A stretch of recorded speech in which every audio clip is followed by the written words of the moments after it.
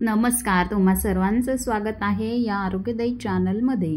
तर आज आपला विषय आहे छातीतील कफ, खोकला यावर 100% खात्रीशीर असा उपाय व त्याचबरोबर आपण त्याचे लक्षण सुद्धा बघणार आहोत। तर वात, कफ आणि पित्त हे 3 दोष आपल्या शरीरात असतात, परंतु त्यातील कफ दोष हा जर आपल्या छातीमध्ये साठला तर अत्यंत गंभीर समस्या आपल्याला निर्माण होऊ शकतात। लहान मुलं असतील, म्हातारे व्यक्ती असतील किंवा ज्यांची इम्युनिटी खूपच कमी आहे, अशा व्यक्तींच्या छातीमध्ये जर कफ साठला तर हा कफ आहे तो गंभीर ठरू शकतो। याच्याने निमोनियासारखे आजार सुद्धा उद्भवू शकतात।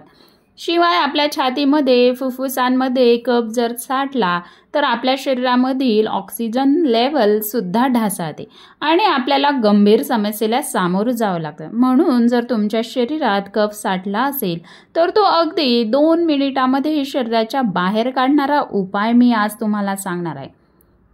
तो उपाय तुम्ही नक्की करून बघा। परंतु आपल्या शरीरात कफ साठलाय हे कसं ओळखायचं? तर जेव्हा खोकल्यामधून चिकट द्रव बाहेर पडतो तेव्हाच आपल्या छातीत कफ साठलेला असतो का? तर नाही, त्याच्या आधीपासून आपल्या शरीरामध्ये कफ साठलेला असतो। खूप जास्त प्रमाणात कफ साठल्यानंतर आपलं शरीर त्याला बाहेर फेकण्याचा प्रयत्न करतो आणि त्यावेळेस आपल्याला खोकला येतो व त्यातून चिकट द्रव बाहेर पडतो। त्याच्या आधीच आपल्या शरीरात कफ साठलेला असतो। आता हे कफ साठला आहे हे कसं ओळखायचं?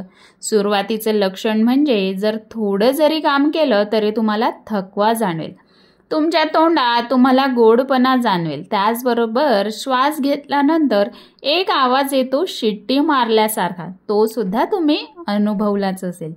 त्यानंतर दम लागतो, त्याचबरोबर आपल्याला जो घाम येतो तो चिकट घाम येत असतो। त्यानंतर सारखी झोप येत असेल, भूक लागत नाही परंतु जेवायला बसल्यानंतर पोटभर जेवतो, असे लक्षण दिसतात। तर आता बघूया याच्यावर खात्रीशीर उपाय कोणता। तर याच्यासाठी आपल्याला लागणार आहे ज्येष्ठ मधाची काडी, यालाच हिंदीमध्ये मुलेठी सुद्धा म्हणतात। तर ही ज्येष्ठ मधाची काडी तुम्हाला कुठल्याही आयुर्वेदिक दुकानात मिळून जाईल व अगदी ऑनलाईन सुद्धा मिळून जाईल। तर ही ज्येष्ठ मधाची काडी किंवा मुळी जी आहे ती खायला गोड लागते। तर आता करायचं काय आहे की आपल्याला काडीच घ्यायची आहे, पावडर घ्यायची नाहीये। तर या ज्येष्ठ मध काडीचा तुम्ही एक तुकडा काढून चगळूही शकतात। गोड लागते चवीने व याचा रस जो आहे तो गिळत राहायचा आहे व ही एक काडी चगळल्यानंतर मात्र आपल्याला 1 कप कोमट पाणी प्यायचं आहे। असं जर तुम्ही 3 वेळेस केलं तर छातीमधला कफ पूर्णपणे बाहेर पडून जातो।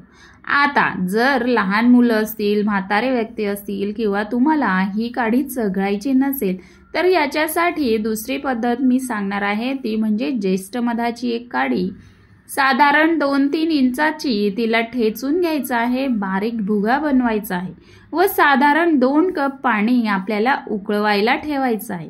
त्याच्यामध्ये ही ठेचलेली ज्येष्ठ मधाची काडीचा जो भुगा केलेला आहे तो टाकायचा आहे व उकळवून द्यायचा आहे 1 कप होईपर्यंत।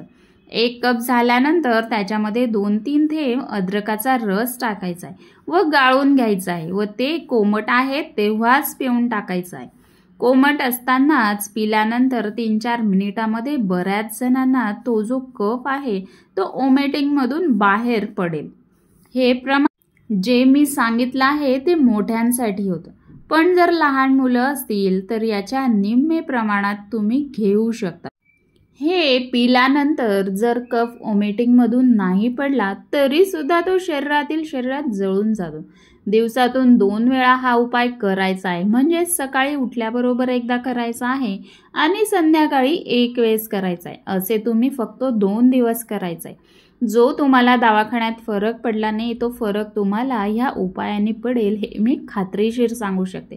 त्यानंतर तुमची जी ऑक्सिजन लेवल कमी झालेली असेल ती सुद्धा तुम्ही चेक करून बघायची आहे, ती सुद्धा वाढलेली दिसेल, तेही अगदी नैसर्गिकरित्या। तर हा होता आजचा अगदी सोपा उपाय जो कुणीही कधीही करू शकतो। तर नक्की करून बघा व काय फरक जाणवला ते कमेंटद्वारे नक्कीच कळवा। तर पुन्हा भेटूया अशा नवीन आयुर्वेदिक उपायासह, तोपर्यंत स्वस्थ रहा, मस्त रहा। धन्यवाद।